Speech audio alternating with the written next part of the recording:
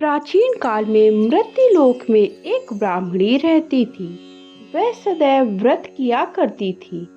एक समय वह 1 मास तक व्रत करती रही। इससे उसको शरीर अत्यंत दुर्बल हो गया। वह अत्यंत बुद्धिमान थी, तथापि उसने कभी देवताओं या ब्राह्मणों के निमित्त अन्न या धन का दान नहीं किया था। इससे मैंने सोचा कि ब्राह्मणी ने व्रत आदि से अपना शरीर शुद्ध कर लिया है।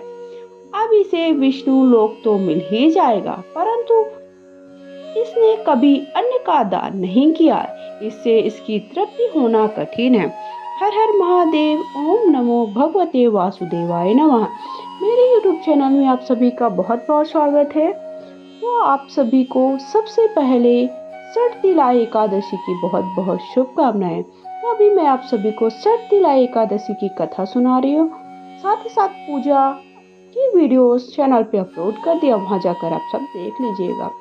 भगवान ने आगे कहा, यह सोचकर मैं भिखारी के वेश में मृत्युलोक से उस ब्राह्मणी के पास गया, उससे भिक्षा मांगी। वह ब्राह्मणी बोली, महाराज किस लिए आए हो? मैंने कहा, मुझे भिक्षा चाहिए।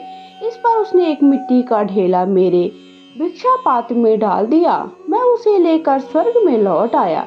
कुछ समय बाद ब्राह्मणी भी शरीर त्याग कर स्वर्ग में आई।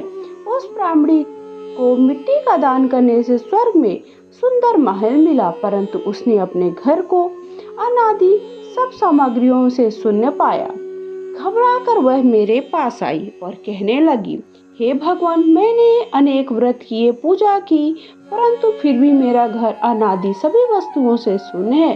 इसका क्या कारण है? इस पर मैंने कहा, पहले तुम अपने घर जाओ।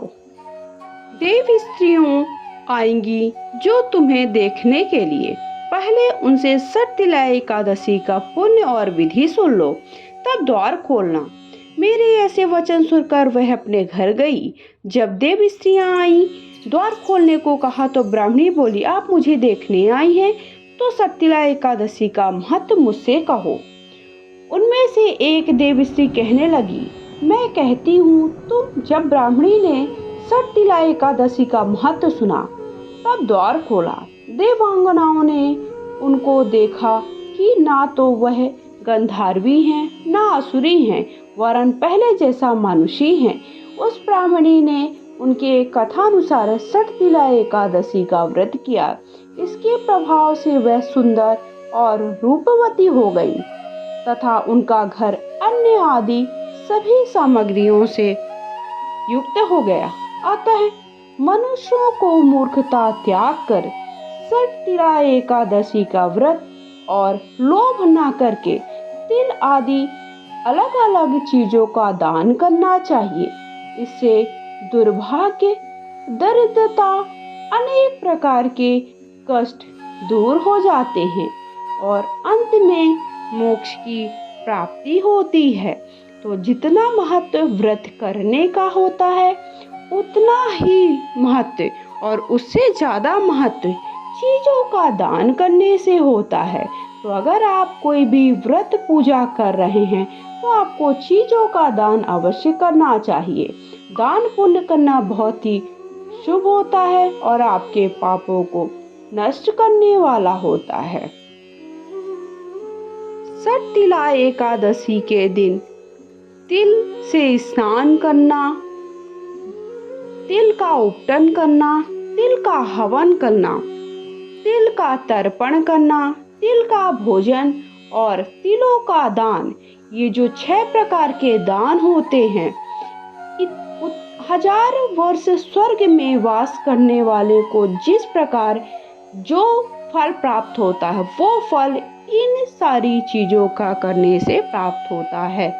तो हमें षटतिला एकादशी के दिन क्या क्या करना चाहिए? आपको तिल से स्नान करना चाहिए, तिल का उपटन करना चाहिए, तिल का हवन करना चाहिए, तिल का तर्पण करना चाहिए, तिल का भोजन करना चाहिए और तिल का दान करना चाहिए। तो इस प्रकार से 6 चीजों को हमें अपनी चीजों में सम्मिलित करना चाहिए। षटतिला एकादशी का अर्थ 6 तिल होता है। इसलिए इसे सट तिला एकादशी कहा जाता है। एकादशी के दिन भगवान विष्णु और माता लक्ष्मी की पूजा करने से व्यक्ति की हर मनोकामनाएं पूर्ण होती हैं।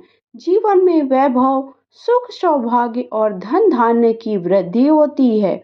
माघ माह में पड़ने वाली ये एकादशी साल 2025 में 25 जनवरी के दिन पड़ रही है।